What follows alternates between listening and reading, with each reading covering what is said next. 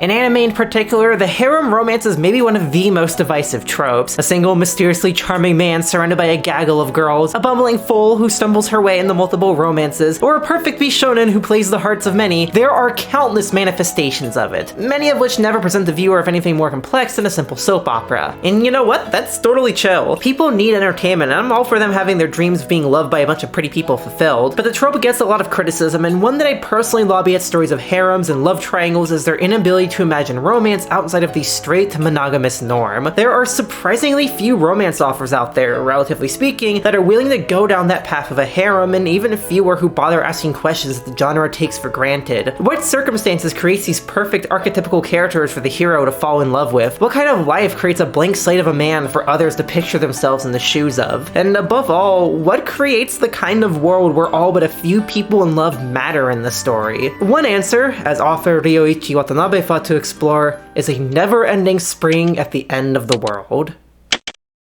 Harumade Kururu, Spring Has Come True is a 2012 visual novel soon to be released in English by Sci-Fi Project and developed by Sumikko Soft, a studio previously known for developing a handful of erotic-focused games until they suddenly dropped this, with scenario writer Ryouchi Watanabe at the helm, alongside Akio as director. While you may not know their names, you may know some of the studios they've worked with, like Baldur's Gate and Parfait publisher Giga, and Grisaia Dev's Frontwing. What starts as a goofy romp where 5 people suddenly form a polycule so they can spit as much fluid as they do dirty jokes, quickly begins hinting at something greater, a false constructed world filled with apocalyptic twists, resetting every 90 days at the hands of a mysterious group to collect data on eccentric people, and far more terrifying secrets hidden within. With the tools of Buddhist philosophy and scientific rigor, Watanabe takes on the task of explaining what it means to create a moe ecchi harem world brilliantly, seamlessly blending aspects of detective fiction, hard sci-fi, and existentialist horror to make a work that asks genuinely powerful questions about the future of humanity, what it means to live with our actions, and to push forward until spring finally comes. Suffice to say, Harukuru is a very loaded game with very high ambitions, and it's one that I think really achieves them despite its flaws and extremely troubled development. It is an inspiring, hopeful game, but one still grounded in a sense of brutal, cold realism, and one that I hope to explore and ruminate on today. Just as you can explore and ruminate on this and other games thanks to today's sponsor, DL Site. If you're watching this video, then chances are you're a fan of the vast artistic landscape that is Japanese media. A wonderful world of complex art, gleeful self-indulgence, thought-provoking writing, and everything else that can do anything from brighten your day to irrevocably alter the course of your life to be a better person through a newfound sympathy and love for other people. Often on this channel, I've been asked where you're supposed to go to legally get the kinds of things that I cover. After all, you can't really just walk into any store and buy some niche adults-only Japanese PC horror game, and digital storefronts centered around Western gaming have never been the most hospitable to Japanese media of any sort, but that's where DL Site comes in. With nearly 500,000 works on sale from classics to new gems, they're one of the largest online distributors of Japanese media with a special focus on independent or doujin works. Not only can you find many of the games I've covered on there, such as Harukuru from today's video, or the trans and gay Guro horror of the Saku, or the wacky, inventive, and utterly bizarre world of the Ayayo-san series, but you can find all sorts of games in all sorts of genres, as well as highly creative ASMRs, gorgeous illustration collections, captivating independent comics, and anything else you can think of. Much of it is translated into multiple languages as well, with the site itself being available in over a dozen. No matter where you reside, DL Site makes it easy to not only find cool new works, but buy them too. Simply purchase DL points using your major credit card of choice, add them to your account with the given code, and you'll be on your way to enjoy whatever it is that piques your interest while being sure that your money is going right to the artist that you want to support. And just to sweeten the deal for viewers of this channel, DL Site is offering the first 500 of you 500 yen off a single item if you follow the link in the description. It's a pretty sweet discount and there's a whole ton of awesome stuff you can use it on. A huge thank you goes to DL Site for their continued support of this channel. Even if they weren't helping to keep me afloat for these sponsorships, I would still be recommending them as the way to get niche Japanese media thanks to their massive catalog and ease of worldwide accessibility. And with 500 yen off any one thing, why not check them out yourself and find something new and exciting to get lost in? And speaking of getting lost in things, I think it's finally time to begin exploring Harukuru and see what lays in store for us in the spring that never ends. School break. Those times of the year that many students look forward to the most, and is certainly the case for a certain group of 5 living together happily within a remote resort. The confident and leaderly Shizuka, the wisecracking and witty Fuyune, the resourceful and crafty Harumi, the intelligent and detective-like Akio, and the all-around average dude Kazuki. Together, in a place seemingly isolated from the rest of the world, they've been enjoying a reprieve from all that tedious study, and also getting banged by the single dude of the group, leading one day for Shizuka to take stage on the classroom podium and make a declaration. It's time to form a harem! More specifically, a polycule where everyone loves each other freely. A kya-kya-hoo-hoo world, as Shizuka says. As beautiful as the love in that world is, however, it quickly becomes clear that something isn't right with what surrounds it. For instance, why are all the computers set to the year 9999? Why is there a door in the school that nobody can unlock or break and is kept closed with a keypad? Why does everybody call Kazuki broken? Why does a creepy chiptune rendition of Haruyokoi play at 5 p.m. every day? Why is their break 90 days long? And why is there a massive tower outside that looks like it's holding the sky up? Though these questions get pushed to the wayside in order to focus on enjoying their break to the fullest, everything reaches a head when 89 days pass and the entire world resets. Everyone wakes up alone in their rooms with no memory of who they are and only a vague sense of their personality, names assigned to them by letters left on their desks. While the days that preceded this reset may have been beautiful, what follows is anything but. Members of the group left dead with messages in their bodies, inconsistencies hinting at an artificial world, memories from prior incarnations buried in the subconscious resurfacing, murderous instincts coming to surface, and so much more test the limits of each of the people forced to live in this world and to seek the truth of it out, no matter the horrors that await. I like time loop stories quite a bit. Whether it's Shinjuku's brutal— wait, this is like the 3rd time loop game I've covered this year. Am I stuck in a time loop? Regardless of my current circumstances, the themes of loop games seem to click quite well with this channel. You got Kasari Hime and its poignant thinking on the meaning of life, cross-channel and its ruminations on communication and human bonds, Shinjuku and its story of surviving trauma, Fushigi Densha with its gender-swapped Che Guevara, and now Harukuru with its polycules and Buddhism. Out of all of those, cross-channel is maybe the most apt game to compare this to, as Watanabe drew heavy inspiration from it during the planning process, in part due to a lack of time and resources, a characteristic of Harukuru's development that permeates nearly every aspect of it.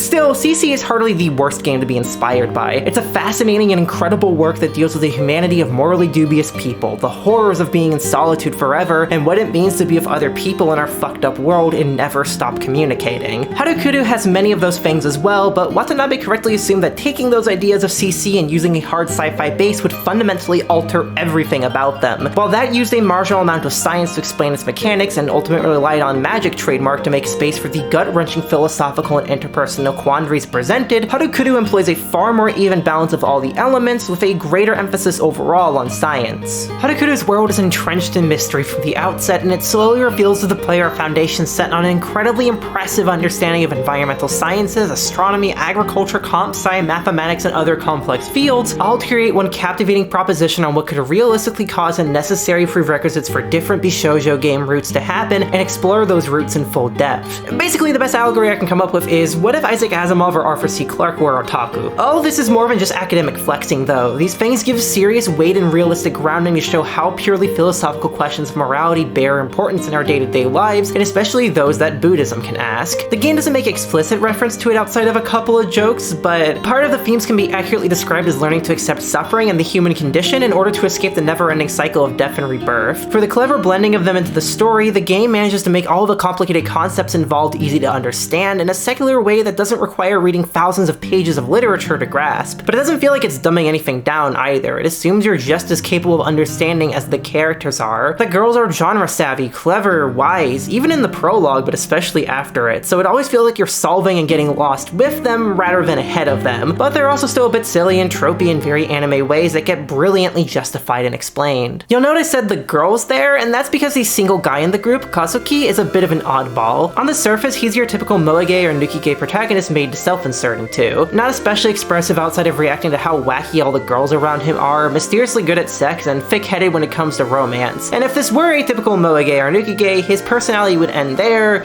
but it's not. His lack of emoting and identity are turned into major plot points as soon as the prologue loop ends, and he finds a note left on his desk. You are without expression, and you are broken. From there, his generic do-gooder dude personality ends up at constant odds with the crumbling world around him, and his seeming incompleteness leads him to regularly question who he is and what he's even good for. Watanabe paradoxically turns this lack of concreteness into the bedrock of his character, and the slow realization he goes through of that shallow, constructed nature as his spirits are broken by his inability to create an ideal solution to any problem is both captivating and horrifying. Kazuki's character develops by being able to exist in an environment with other realized people who passively and actively help him to become in touch with his feelings, his desires, and become able to make major decisions with those people. Just because the other four characters have a lot easier traits to distill into words though, doesn't mean they're any less interesting. Watanabe has a knack for writing even the most basic of characters in a really fun way, and then expanding on them in surprisingly heartfelt and fascinating ways. So much so that I kinda have a hard time pinpointing my favorite. Most of the time I'd say it's a toss-up between a certain foul-mouthed chibi and Shizuka. Confident, collected, and eccentric, she's somewhere in the middle of a refined ojo-sama and an eccentric men-headed disaster. Given her refined speech mannerisms, sudden swings from relaxed to violent, and penchant for carrying a crowbar around, lovingly nicknamed Mr. Edgar, she's also a shockingly confident leader. Even in the face of grave danger or insurmountable odds, she's willing to take charge of any given situation in order to do what seems best for the group, and keep everybody in as good of spirits as she can. Watanabe once said that the main motif of the work is staying positive, and if anybody embodies that,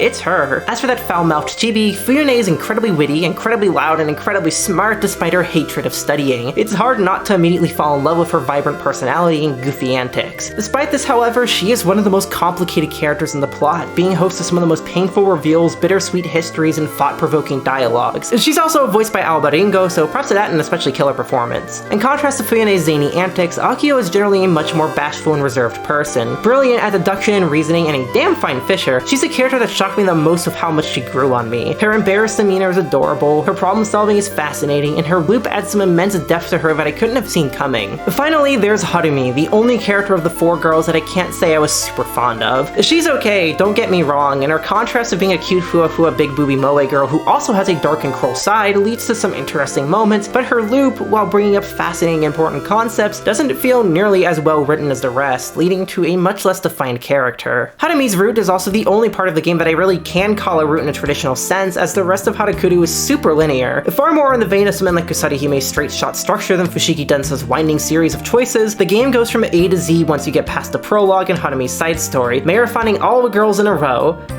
No sex joke intended. Structurally, I think this was a good choice. While additional endings and alternate isolated paths could have fleshed out the characters and rolled a bit more evenly, the themes of the game rely heavily on everything happening in one continuous stream. Crucially, it allows the story to effectively address the age-old visual novel question, what happens to the characters outside of their roots? Harukuru's approach to it is twofold. On one hand, every loop but the very last one is erased with that erasure addressed by the story. Second, the heroines don't honestly need a lot of help or saving. They have problems, sure, but they often figure them out amongst themselves off-screen, and so a lot of the drama and tension in the story comes from the greater world and how it affects the characters in the moment. I would hardly say this relegates the loops to mere steps in a plot progression, though, because the events of the main loops are examined and referenced as the game goes on, and each individual path is interesting for how they're executed like different genres. Harumi's is ontological horror, Akio's is a detective thriller, Fuyune's is hard sci-fi, and Shizuka is a mixture of everything before with a healthy dose of syrupy polycule moege. On the note of Polycules, now is probably a good time for me to discuss the thing that's infamous about what precedes these loops. Harukuru is a game filled with sex, and much of that happens in the prologue, and by that, I mean there are 15 scenes in a row, in a 2-hour period, doing pretty much every single thing you can imagine is possible for a group of 4 women and a man to do. People have mixed feelings about it, and I can understand why. If you're a rough and tumble gamer here for epic sci-fi, and you're not a fan of dirty puns full of plays on language, incredibly creative scenarios, guys getting stuck in the cuck chair while beautiful women enjoy each other's lewd company, I'm really sorry you don't know how to enjoy the finer things in life. Jokes aside, while it might be a massive filter to many players, I think it actually makes a lot of sense from a storytelling point of view. It's a low-stakes way to get all the characters introduced to each other, show an ideal world that you want them to achieve, and sets the stage for you to question, how did this happen, before pulling the rug out from under you and sending you into the torment nexus. While the pure rush of silliness of the intro isn't matched by any other part of the game, the kind of shenanigans you see there show up everywhere else, making it sort of a litmus test. If you think a busty girl getting into an argument with her flat girlfriend who snidely tells her, as expected, expected of cow tits has no comedic value, then chances are you'll find the humor in the rest of the game grating. As a 23-year-old woman in her second puberty with the sense of humor of a teen going through their first, however, I think this game is a riot. Watanabe is a goddamn master of the foul-mouthed otaku humor that permeates works like Tanaka Romeo's and Skaji's, cross-channel and Tsubihime writers respectively. There are so many memorable lines and interactions in the game, and combined with how developed the characters are in general, it makes for a cast and crew that's super lovable. Besides this, I think his style of writing is really captivating on the whole. While his prose never stands out as especially flavorful against some other writers, he's very much a jack of all trades with a specific prowess in making things feel natural, a skill that I think counts for far more than the capacity of oneself to brandish and manipulate the particular fine symbols ingrained in the fabrics of a threadbare thesaurus. In both dialogue and writing, he's able to pull off some impressively fluid transitions between different moods. Monologue can change from normal to complete existential panic attack in an instant without feeling jarring, dialogue can jump between booby jokes and geology seamlessly, and it's also fun to watch the fantastic cast chemistry. It helps too that Harukuru is a super smooth read in terms of language complexity. While the more scientific parts will definitely require a lot of readers to crack open a dictionary and learn about thermodynamic phenomena, the vast majority of the game is written in a way that even intermediate learners should be able to breeze through, and those more complicated segments really just require looking up a few words. The one complaint I can level against the writing, however, besides my mixed feelings on Haname's route, is the wonkiness of the pacing. On a more minor level, I think the way details about the world are delivered is a little bit lopsided. Up through Akio's route, questions pile on with small hints that allow you to build up an image of what's happening and perhaps solve some of the mystery, while Fuyune's route just explains 75% of it in an info dump. And while I think that is one of the most memorable scenes in any VN,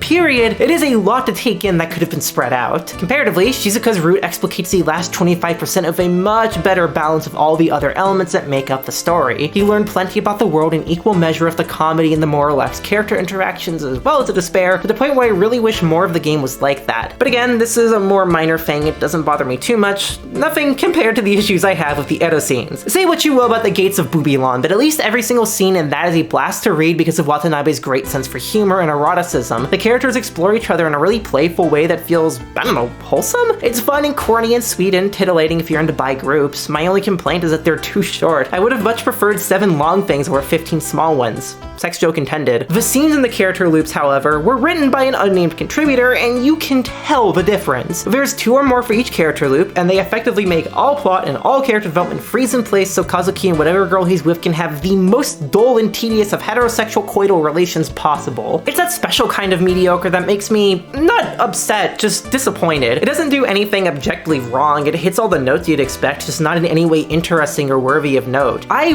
rarely advocate for skipping parts of a game on this channel, but skipping these is a legitimate improvement to the pacing of the game. Oh, and this gripe is more personal, but because the loops are at least sexually monogamous, there is no Yuri. The sequel atones for this by being all lesbian though, you love to see it. Speaking of things that can be seen, drawings, Harukuru was illustrated primarily by Sasai Saji and Shiwasu Horio, most notable mainly for this game as well as Island Diary in the case of Saji. Who exactly did what here is something I'm not entirely sure of, as they're just listed as illustrators, but they do collectively manage to form a very cohesive cutesy moe art style typical of the 2010s. If you aren't already a fan of that, then this title probably won't win you over, but if you are a fan or just have a passing appreciation like me, then there's plenty of vibrant colors and adorable character designs to respect and enjoy the on-screen presence of, even with a somewhat inconsistent level of quality with the sprites. The hands are kind of blobby sometimes, the anatomy shifts weirdly here and there, and sometimes their faces seem to shrink. Check out that 5-head. The Edo CGs have all these exact same problems as well, which feels a lot harder to ignore given they're meant to be scrutinized for appealing detail. When Watanabe's writing is coming in clutch, it's not as bad, but when it's the scenes and the loops, it's pretty rough. I'm only thankful the majority of the non-Edo CGs are fantastic, with some really solid placement and usage.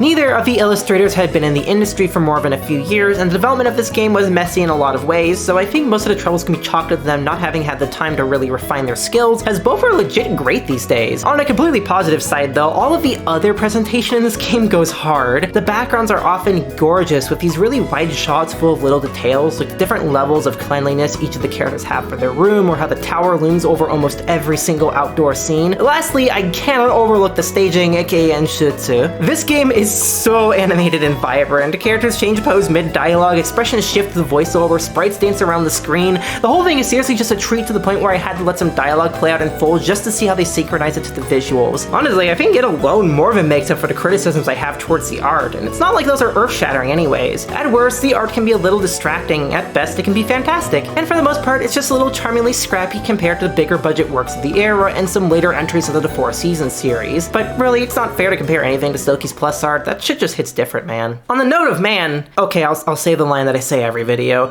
The male protagonist in this game is not voiced. Yeah! Annoying industry cliche out of the way, let's talk about what sound is here. Harukuru's music was composed by Shim, who's been a longtime collaborator of Watanabe ever since the Hampamania Soft days. But for English-speaking Edoge players, his most famous contribution is likely contributing some of Baldur's Guy's most banger tracks. Legacy for the Future, Usually Logic, Perfect Drive, if you know, you know. In that same vein, a portion of Harukuru's soundtrack is absolutely killer. Jamais Vu is an immensely creative take on a suspense track, Carnation is a funky and haunting EDM bop, Never Forget Me is a beautifully melancholic and simple synthesizer tune, and that rendition of Harukuru that plays at the end of every school day is seared into my soul as one of the most ominous and painful bits of sound to ever grace my ears. Those tunes I've highlighted are all on the more electronic side of the spectrum, however, and that's because the remainder of the score is very stock visual novel music and composition. Laid-back electric guitars and pianos, sad EPs, kooky zany percussion for silly times. It's done competently, but it doesn't feel like there's any uniqueness or finesse to it. Thankfully, all of this is redeemed by the presence of another Denkarai opening song banger a mere 4 months after they last appeared on this channel. It's one of my favorites too. I don't know, he has been a staple on my walking playlist ever since I went through their full discography last year, so I was very surprised when my husband was helping me to find games on DL Site the cover, pulled this OP up, and there it was. It's catchy, it's energetic, and it's got those signature theme-capturing lyrics Denkarai is so good at. Just as great is the voice acting, made up of a surprisingly all-star cast. I already mentioned Aoba Ringo voicing Fuyune, which is just amazing, but Shimizu Ai from Grisaya, Serizo no Miya from Majikoi and Shara no Kuni, and Miso Saoke from Kusari Hime all come up here too. The results from such pedigrees speak for themselves. Each character really comes to life and stands out from one another so much that I can't pinpoint a favorite. Maybe it's Shizuka because of how effortlessly she flips between crazed crowbarman head of wife and calm nun-like clarity, or maybe it's Fuyune because of how she delivers the most deranged dirty jokes of hilarious amount of confidence and vigor, or maybe it's Akio for her absurdly adorable embarrassed voice, or Harumi for how well Serizono is able to blend all the different aspects of her personality together. It's hard to say, even with my own personal biases influencing my opinions. And speaking of opinions, I think it's finally time to get into the spoiler segment of the video and discuss the finer details of Harukuru's world, as well as the themes all of it leads to. Morality, karma, the future of humanity, and the challenge of keeping strong throughout it all and in the face of your own decisions. So if you would like to avoid spoilers, then skip ahead to the concluding segment where I wrap up my thoughts. But first, stick around for the Patreon segment where I thank the donors who make this possible and shout out cool folks that you should watch.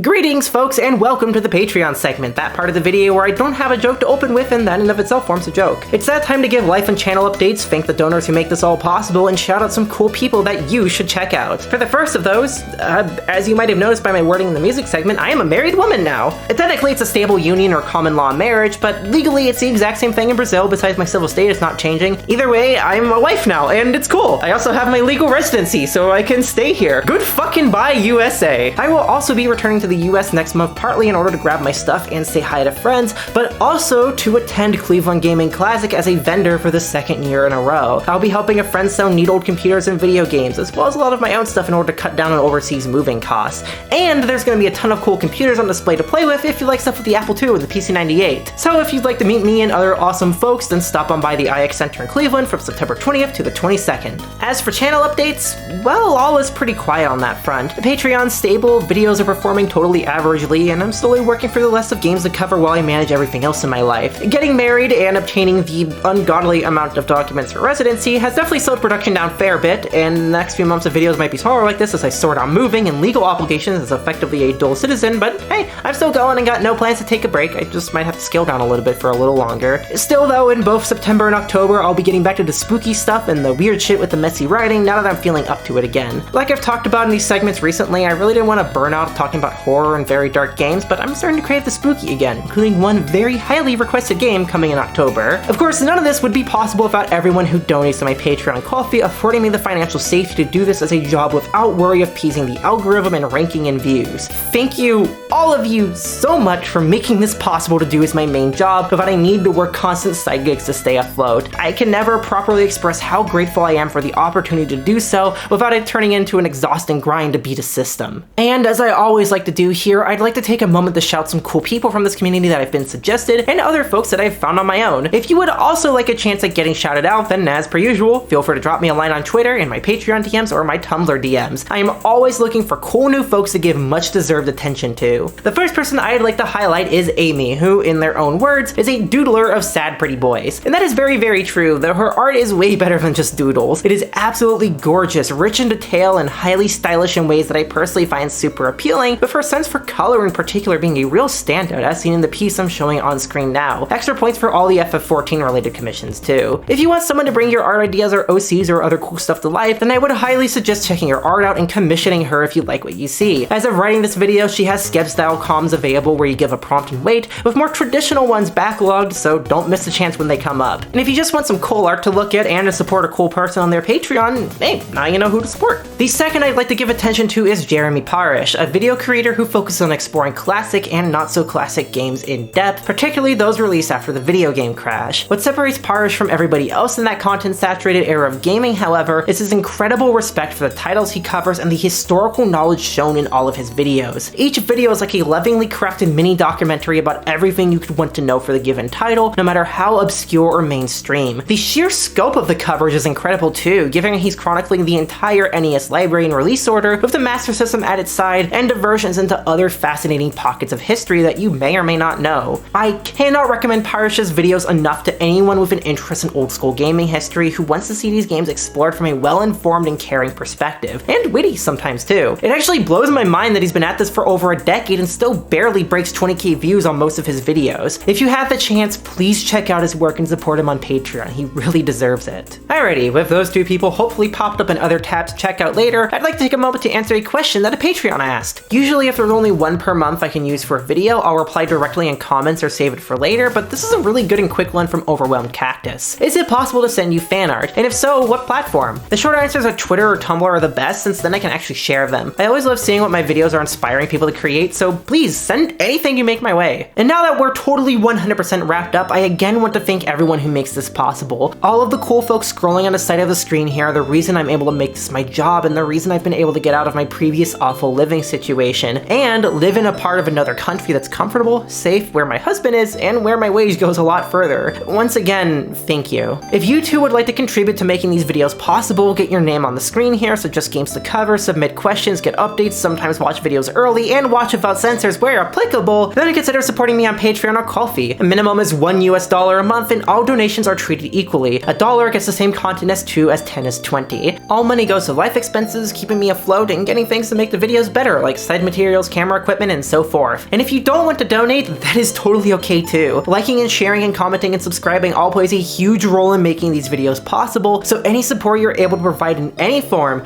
even if it is just watching, means a ton to me. So once again, I don't know how many times I've said this, but thank you everyone, and let's get back to the show. As I described earlier, Harukuru is ultimately a hard sci-fi story masquerading as a moege, brought to life by Watanabe's knowledge of many different fields and the tools needed to craft an engaging visual novel. But I think what I find most interesting in the conversions of all those different elements is how it manages to become, in part, as a friend of mine put it, a secular exploration of why Buddhist philosophy still matters. There are many ways that the ideas of Buddhism are worked into the story. And most obviously, reincarnation and the cycle of samsara is a core thread. The characters are stuck in an eternal loop that's impossible to escape, with it eventually being revealed that memories and knowledge from prior loops are retained in their minds, akin to how karma, a cosmic sum of your willing decisions, follows you throughout your reincarnations, if you believe in such things anyways. These are important to the story, but far more important I believe is the integration of the Four Noble Truths. First, that dukkha, often translated as suffering, exists. Second, the root of dukkha, or suffering, is the anguish of yearning and ignorance. Third is that dukkha an end, and we can find peace or nirvana. And fourth is that there is a path to this end, the noble eightfold path of right understanding, thought, speech, action, livelihood, effort, mindfulness, and concentration. These concepts go far deeper than the paraphrasing of PBS's explanation I'm giving here, and Harukuru's particular interpretation of them uses a lot of abstraction and scientific logic to make them feel less ethereal and grandiose, without losing any of the meaning. The goal, as I see it, is to show how these ideas of acknowledgement, acceptance, hope, and resolve still matter over 1500 years later, and are possibly some of the greatest virtues we carry with us. The fourth world Watanabe Watanabe builds for all of us to take place in is impressively well realized, with hints of its artificiality from the beginning. Some of them hide cleverly as idiosyncratic quirks that you'd take for granted in other eroge, but then there's things like the tower looming in the distance that signal something larger is afoot. Where players really start to get pushed into the mysteries at the end of the prologue. Once time is up, we're shown a brief scene of some scientists discussing the results of an experiment called the Carnation, and then time resets. No one remembers anything, they all find their names assigned to them in their individual rooms, and they're all confused as hell about the weird quirks in their environment. This common route part, where everyone gets to know each other and attempts to understand their world, quickly transitions into either the main portion of the game or takes a quick detour into Haname's route. That route does bring up some interesting ideas before the rest of the game gets to them, and its specific way of discussing them is unique to everything else. The whole crux is that she has an innate desire to kill that scares her, but Kazuki offers to allow her to slowly kill him in order to sate that desire. This seemingly helps, though she's incredibly distraught, but it doesn't take long before the rest of the group deduces what's happening, and Shizuka goes out alone to fight with her with the intent of getting herself killed, until Kazuki walks in and explains his perspective of the situation. As he sees it, everybody is a killer because society and humanity are built on the backs of other people's lives and deaths. Harumi is only afraid because her desires make her acutely aware of this and have become entangled with love in her mind, which he wholeheartedly accepts as a part of her, and thus the loop closes. To get the bad out of the way, my issues with this loop come down entirely to the writing and it being the weakest in the game. For me, the character developments felt rushed and sloppy, the humor mostly fell flat, and the ending pulls back too many punches in order to give a typical and pastiche I love you with all your flaws romantic conclusion. But what this root brings up, and what becomes a running thread throughout all of Harukuru, is the idea that violence is baked into humanity's existence. We are always chipping away at the life of other humans and that of other creatures in order to sustain our own lives, and that the particular workings of modern society exacerbate this. In other words, there is no ethical existence. So how do you live with this? Everything from here builds on that concept, starting with Akio's loop, which begins when her, Kazuki, and Fuyune all go off together to check out the school, with the chibi deciding to go off on her own after the two get ready to head back before sunfall. When she fails to return well into the evening, however, Kazuki goes to her room to see if she snuck back, and Harukuru plays its hand. What was once a bright and cheery atmosphere of some odd mysteries quickly turns to horror as Fuyune's corpse is discovered in the center of her room, grotesquely stuffed with a spiraling clock in her chest and no wounds to speak of. The means by which she died are a mystery, but whether it's a mortifying suicide to convey a dying message or the mark of a killer, there's clearly some meaning behind her death, and Akio finds herself transfixed by it while others are grieving. How did this clock get inside of her? Was it inserted piece by piece, and through what orifice? Who killed her and by what method, given there's no clear wounds? Why is there even a spiral clock inside her, and does this symbolize anything as a dying message? It's an engaging mystery that shows a very different side of Akio than we got in the prologue. More of a blushing, embarrassed mess, she's intelligent, clever, and investigative to the point where it's almost frightening. An entire week elapses between the discovery of the corpse and the next scene of her loop, where we cut to Kazuki and Akio sitting together alone by the ocean, making idle chat about what happened, before Akio breaks down. Unlike everyone else who's been distraught by Fuyune's death, afraid who might be responsible, she's been enthralled. It's a mystery to solve, it's something to do that's challenging, and how captivated she is by it all without feeling any clear sadness for somebody who just died is terrifying for her to see. Sure, the situation requires somebody to look at it coldly and analytically in order to solve the riddle, but to see a person's death not as the deeply emotional and scarring event that it is for everyone involved, but a puzzle to be stimulated by, reveals to herself an ability to feel nothing for her fellow human in the right circumstances. To Kazuki though, Akio isn't doing anything wrong or abnormal. Not only is he personally fueled by a deep belief that murder is always wrong and the victims must be avenged, but he also believes lots of people in this situation would react not with sorrow, but a deep desire to solve what happened to their friend. And while I think that's true to an extent, he's also completely ignorant of why he's correct and why that's so fucked up. What he's really affirming is that society is so filled with death that we often have no choice but to become numb to it to survive, to see death as obstacles, as puzzles, or even as nothing in the face of more pressing matters. If what Harumi feared was the heightened desire to kill, then what Akio fears is the heightened ambivalence to death that we all possess to some extent. You cannot feel sorrow for every death, pain over everything lost so others can live, or you'd become paralyzed with fear and grief.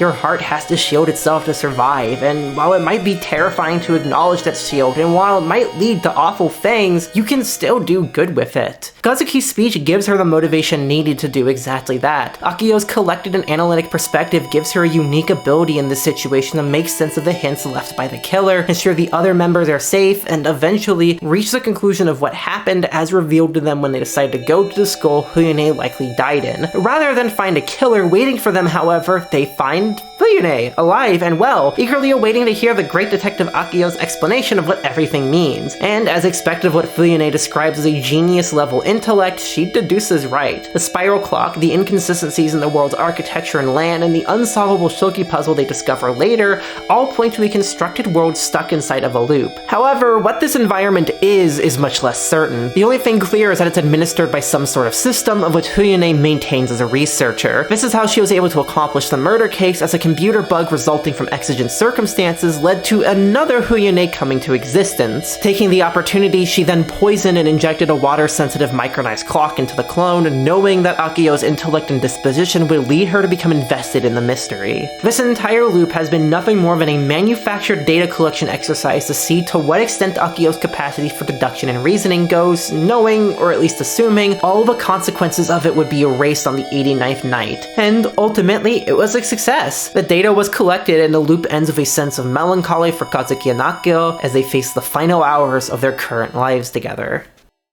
Fuyune's loop takes a decidedly grander thematic turn. It starts out a lot sillier than Akio's, with the whole bit of her acting like she's Kazuki's little sister, the bug Fuyune coming back as her very own little sister Mafuyu, who is super adorable, before things finally take a turn in its second half when we finally get an answer for that mysterious locked school door from the prologue and find that it leads to a massive data storage center. Fuyune explains here to a bewildered Kazuki the situation. This entire time, the characters have been inside an artificial colony known as the Teratopsis Carnation, situated in modern-day Pakistan in the year 10,002 after global warming led to oceans drying up, wars breaking out, a majority of humanity being eradicated, many countries including Japan sinking, and the few survivors eventually making their way to underground colonies. However, the few left became even fewer as men more or less disappeared from the gene pool due to the Y chromosome failing to shed bad mutations and dying. And while human engineering experiments proved promising, gene splicing in order to modify an X chromosome into a Y chromosome turned out to be far too expensive, challenging, and failure-prone. The only success the program had was Kazuki, and even that was imperfect, as they created a broken man with no expression. Still, his existence was enough of a miracle to earn him a place alongside the 4 genetically organic people in the colony, who signed up in the 3100s to be part of an experiment for the preservation of humanity. Those, of course, were Akio for her genius-level intelligence, Harumi for her incredible hunting instincts, and Shizuka for her incredible emotional fortitude akin to a holy woman. This experiment, of course, is the Carnation system, the possibility of creating eternal life through mechanisms similar to the immortal jellyfish. And as for Fuyune's role as a researcher, she was chosen and given a neurochip for data collection and memory, specifically due to a neurodivergency that causes her to be unable to perceive time normally. While troubling in a lot of normal life, that, plus her love for repetitive tasks, proved to be an incredible advantage for a project as long-term as this. Part of this divergency, however, was the presence of another person in her mind that slowly grew crueler over time, which eventually actualized within the Carnation system as Mafuyu, aka the bug in Akio's root. Without any memories, however, all that cruelness vanished and we are left with a goofy little sister character, similar to how all the other characters are left with their basic dispositions and personality traits without the memories of their lives to properly inform how all that manifests and how they manage themselves. With the assistance of a complex liquid computer system for management, the researchers were able to create a self-perpetuating loop, with a world set during the most data-rich era of humanity before technology became too intertwined in our lives, the 2000s. However, imperfect data led to all the idiosyncrasies that Akio and other characters pick up on throughout the game. As it stands, there is no safe way for the characters to leave the colony. There is no prediction for when the Ice Age spurred on by global warming will end, and there are no other survivors to contact. There's no safe way to end the looping either, as too long in isolation like this could drive somebody insane. It is entirely possible these characters will be trapped in this situation forever, 13,842 loops and counting, dying with no world to return to. At the end of it all, Kazuki is left holding on to the faintest hopes of the world healing, and Fuyune is left at her last whims, the chip inside of her brain driving her body to suicide due to the immense stress of living with 7,000 years worth of memories. Rather than die alone, however, and face the deep sadness of losing all her memories by herself, Kazuki offers to be there for her in her last moments, and for her sake, does the one thing he believes unforgivable. Burdened with the knowledge of the world's truth yet not wanting to lose it, Kazuki attempts to live in the world without a reset until it becomes safe for humanity to once again resurface and begin anew. 6,000 years of living in an isolated world, kept alive through a machine, repeating these same days over and over until some messages finally come through from a mysterious sender, the automaton of Astrolabe, of which one reads, "There will be no end to the Ice Age." With all of his hopes crushed, Kazuki puts his hand around his neck and ends it all as words echo through his mind. That there is no ending, that everything has been over since the beginning, and it will continue to end forever. Fuyune's route, famously, is where shit hits the fan and the game goes from a vaguely dark moege into full hard sci-fi territory, where the gloves come off and Watanabe forces you to reconcile with not only the state of the world and the story, but where our world could be headed, and all the weight of what happens here and from here on out comes from how it manages to realistically construct its apocalypse. The incorporation of psychology into the functionality of Loop, the usage of real biology to explain how humanity lost the ability to reproduce, the way geology is used to give a realistic case for how much of the Earth would become nothing due to global warming, everything comes together to create an eerily realistic, isolating, end-of-the-world scenario that I think has become even more powerful with age. This loop also cements what I find most fascinating about Kazuki's character arc, the way his morality and optimism change over the course of the game's duration. When the first big moral trouble of the game arises with Akio, he consoles her and realizes that consolation hardly did anything to stop her from suffering like he believed he could do. And later, in that very same loop, he completely fails to reach Fuyune when criticizing her for the measures she took in that loop, leading Akio to chew him out for his self-righteousness. This loop shows that saturated morality and hope completely crumbling. Far from the optimistic black and white view of before, we see him do the one thing he hates the most in order to give another person peace. We see him fall into hopelessness, his positivity and desire to take charge completely collapsing as the true nature of the world and his powerlessness to it stares him right in the eye.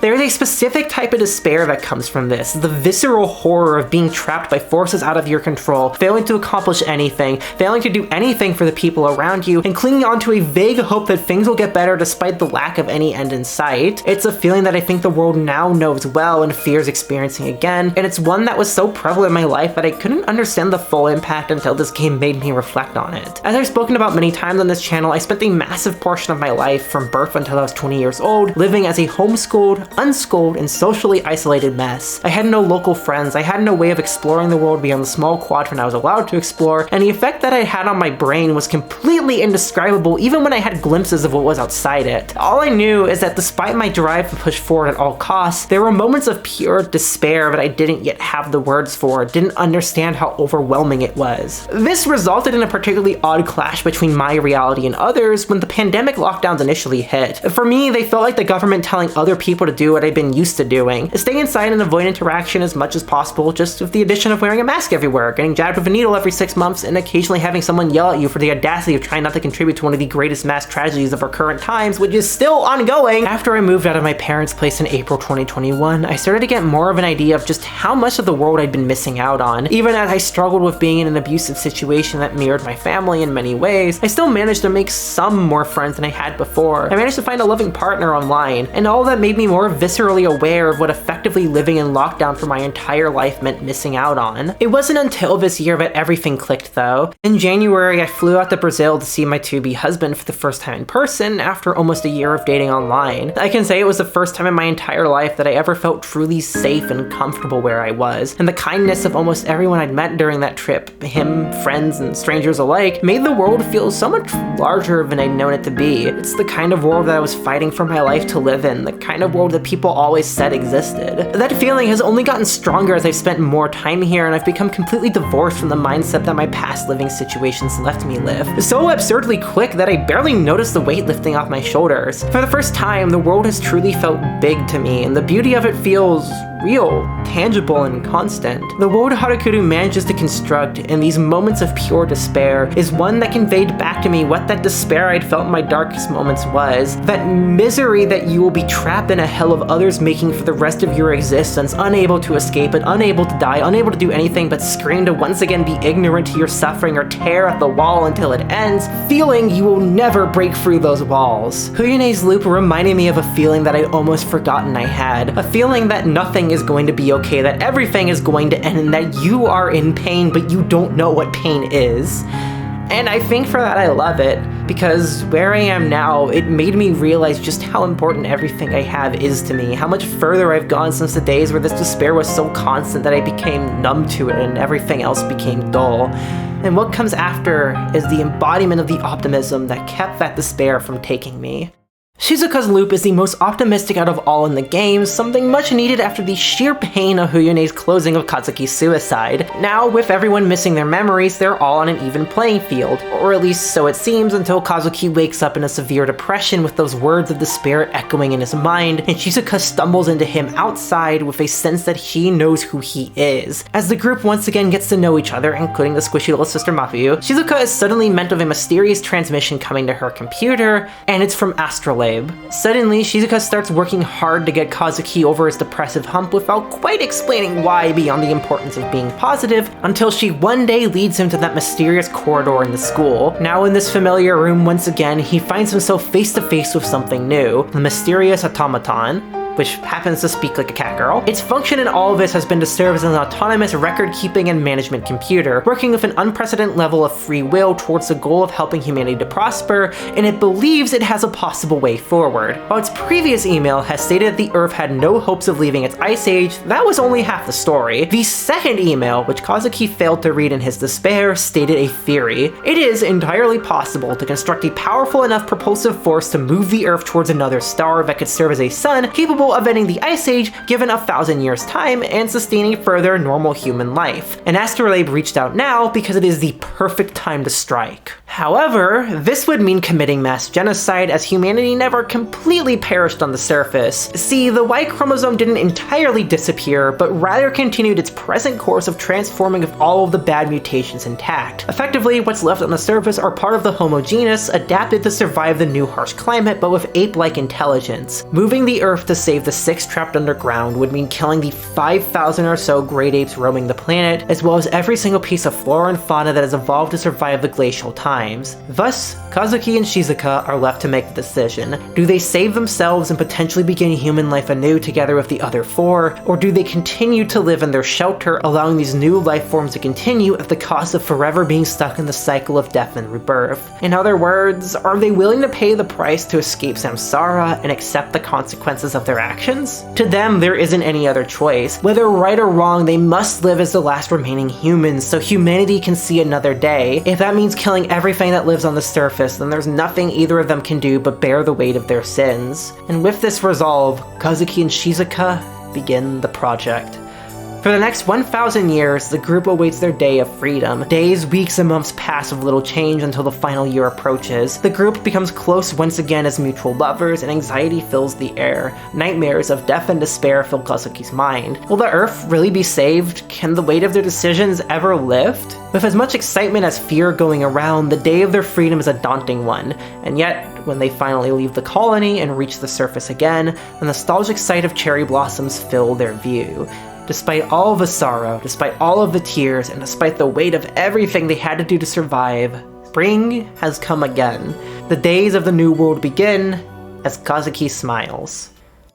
Harukuru's ending is fascinating to me because it is, on the one hand, kind of a saccharine conclusion to an otherwise extremely dark closing chapter. We find the Earth has been absolutely destroyed, our main character commits suicide, mass genocide has to be enacted in order to save the human race as we know it, and over the course of 1,000 years, the last survivors go back to a gorgeous surface to start their new lives. Oh, and they form a polycule too, because that's the only thing that really makes sense to do. You didn't think I forgot about that, did you? I can't say I had a post-apocalypse as a potential polycule catalyst, but it makes total sense. Throughout the entire game, you see how each each of the women individually end up falling in love with Kazuki, and you also see that they're clearly bisexual with amazing chemistry with each other, sometimes even playfully hinting at having feelings for each other in the loops where they aren't totally preoccupied with Kazuki, though a polycule feels kind of inevitable given the circumstances, and I think the game does a very good job at justifying its existence. Trying to summarize Harukuru's story for the sake of analysis, I think actually does some disservice to just how much subtle romance between the characters here is built up throughout, as well as to the general tone of the whole thing. For as much as this game has a lot of apocalypse-fearing despair, there's also a lot of tender moments, dirty jokes, brilliant romance, and great entertaining moments to create an even balance. I also really love that the romance is between characters who are neurodivergent, who are either implicitly or explicitly said to be in Fuyune's loop. It's genuinely heartwarming to see them all come together, and I think the way the game treats that neurodivergency is really respectful. They are all shown to be people who struggle with a lot of different situations due to their differences, but those differences are also shown to be incredible strengths that, in a group and in the right environment, come together to form an incredibly powerful force for good. These complex, diverse, and offbeat people are what allow Kazuki to blossom as a person, and show him that even if you are supposedly broken, even if you've done things you can't fully understand, that you are still a whole person like everyone else, who can grow and learn for your own happiness. And they give Kazuki the support he needs to continue to live with the weight of the decisions he's made, to know that life does not have to end when you're deep in despair. This is also why I think the ending isn't as out of place as people claim it is sometimes. The entire game is a balance of light and dark. Something this positive restores the harmony to Fuyune's ending tipped over in order to make the player realize what's at stake. And ultimately, it successfully hammers home what I believe the game is about. We must acknowledge life is full of suffering. We must accept that it is full of suffering. We must hope that there is an escape, and we must have the resolve to meet this escape with our love for the world and others intact. Akio's loop looks at this on a smaller scale, how frightening it is to acknowledge suffering in this world, the desensitization that society leaves us with, and what it means to accept it and do good with the fucked up minds we all possess. But these last two loops not only expand the scale of the idea, but it asks what it means to live with the knowledge that there are times we could not do good, that we do not know what is good and may never know, and therefore can only fight for ourselves. Harukuru never attempts to moralize the decision that Kazuki and Shizuka make at the end of the game. It doesn't say it was the right choice for the planet, it doesn't say it was the right thing for humanity, because nobody can say what suffering is more or less valuable. After all, can you say whether the pain of 6 people trapped in a torture nexus or the lives of 5,000 great apes on the surface mean more? I can't answer it, and any answer one comes up with innately means you're casting value on life. One might say that 6 humans are more important than 5,000 more primitive life forms, but don't those life forms have feelings too? Lives, families? Don't you think it hurt when every vessel in their body burst as they died a horrible death? Just because they're more primitive in the sense that they don't have intelligence doesn't mean they don't have feelings or,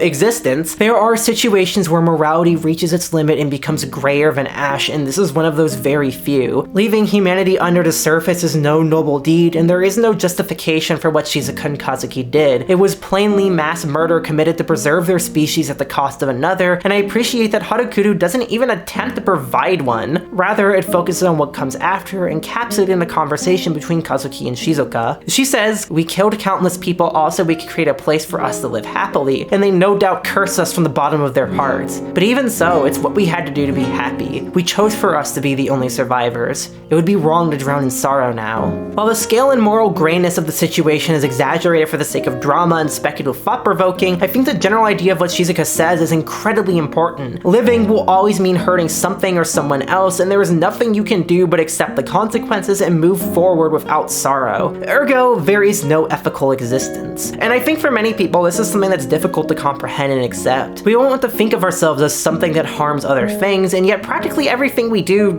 does in some way. Our food, our shelters, our vehicles, our utilities, our everything is made at the cost of not just human lives, but the flora, the fauna, and the very stability of the earth itself. It's easiest to try and justify this in numerous ways, that the effects aren't really that bad, that you're not the one doing it so it doesn't matter, or even on the farthest ends, that we're all gonna die anyway so you may as well just use up other people and the things around you, that humanity is superior and the destined heirs of the earth and all that exists, and we're harming nothing that matters. But the reality is that everything bears equal importance to the earth, and humanity, as well as every other living life form, cannot exist without harm, both on a global and on a personal scale. This is something I've thought about a lot as I've gotten more and more distance from my past situations. As I've discussed before, notably in my White Album 2 video, people who hurt others are people too, and oftentimes do so out of an attempt to escape their own pain. That emotional core of abuse is part of what makes it so difficult to escape, because protecting yourself often means hurting someone else. something you cannot run from unless you dehumanize those people, and that is a dangerous road to tread. I cannot forget how my mother looked when it set in that she may be losing a daughter she so desperately clung to for a feeling of safety in this world, and I cannot forget how the people I lived with mere months back looked as I walked out the door, my fangs in bags and boxes to throw in a plane and throw in a locker for later. I've spent too much time with those people not to see them as people, to be able to ignore that what I did truly, deeply hurt them and caused them pain. Like Kazuki, I wished I could have found the magic words to cure their pain while saving themselves, but like Kazuki, the world reminded me repeatedly that there would be no way out of my situation without someone getting hurt,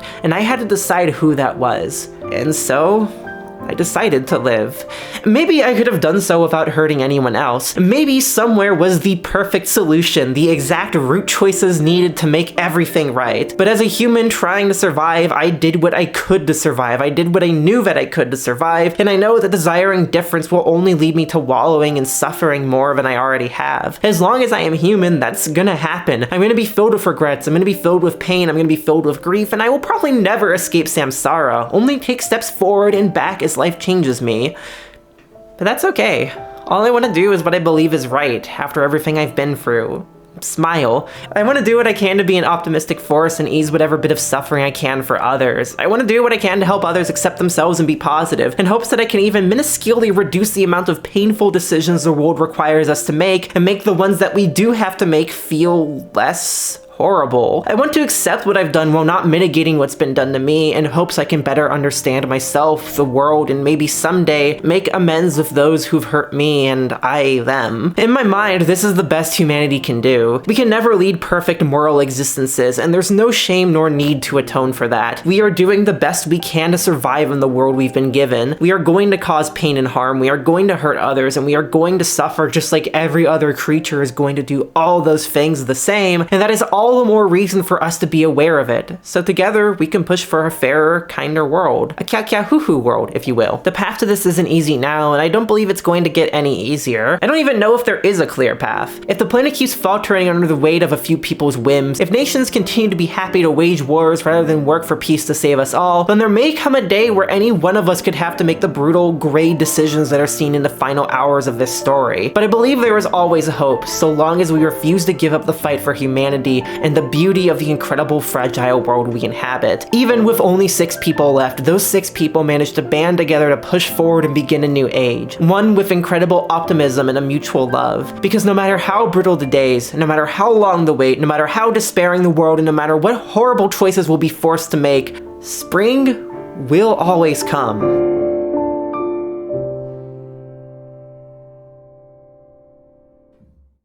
Clocking in at around 20 hours long, Harukuru manages to cram an immense amount of science, philosophy, humor, romance, and dirty stuff into one space with an incredible amount of ease, especially given its troubled development. And as the first truly notable release from Sumikko Soft, it's a damned impressive title that rivals games from far larger studios in many ways, even if it isn't perfect. I could do without the subbed-in adult scenes and the character loops, and I wish the music and artwork meshed together better than it does, but those are some pretty minor things in the face of a work that manages to handle some very difficult topics of morality and the human condition with astonishing ease. Plus, it's a hell of a lot of fun when it isn't throwing you into pure environmental doom or despair. It's witty, charming, and the characters are endearing in ways you don't often see. Plus, it's super accessible. Video sponsor DL site has it readily available for sale, and the reading level is incredibly approachable for people wanting their first VN in Japanese. Whether or not it would make a great first VN for you, assuming you are a prospecting, inspiring learner, depends on how much you love sci-fi as much as you love dick jokes. And personally, I would have eaten them up back in 2022. Like a cop. It is also, like I said in the intro, actually getting an English translation. While it was making slow progress for a long time, Sekai Project staff recently tweeted that they finally got their long-awaited build of the game and things are on track. It's a TL I have pretty high hopes for, given that Meru is the lead translator. She was previously an editor on Totono and Taisho Alice, as well as a translator for some of the Flowers titles. She does damn fine work, so support it when it comes out. On the whole, Harukuru is a game I can easily recommend to those looking for a fascinating and unique take on moege tropes with more than a dash of speculative fiction and Buddhist philosophy to create something truly memorable. It's funny, it's thoughtful, it's captivating, it's a game that I feel is going to become more and more relevant as time goes on, as a reminder that no matter how far humanity falls, no matter what happens to our world, no matter what choices we're forced to make, there will always be a future, so long as we hope and face that future headstrong.